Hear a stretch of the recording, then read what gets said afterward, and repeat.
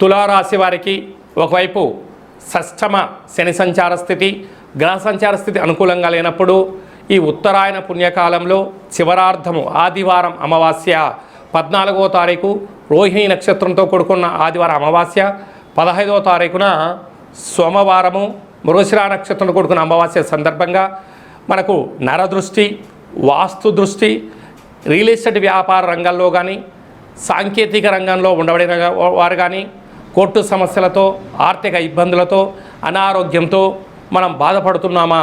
అయితే వీటన్నిటికీ ఏకైక చక్కటి పరిష్కార మార్గం ఈ అమావాస్య సందర్భంగా తెల్లటి కొబ్బరికాయను, అంటే కొబ్బరికాయకు విభూది పూసిన, సున్నం పూసిన తెల్లగా మారిపోతుంది.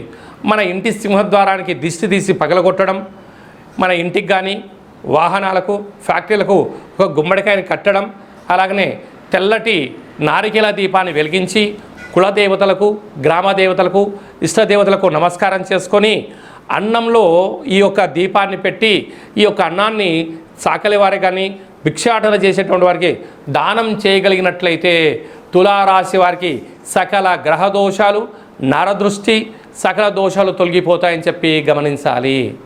మీ వ్యక్తిగత జాతకం తెలుసుకోవాలనుకుంటున్నారా?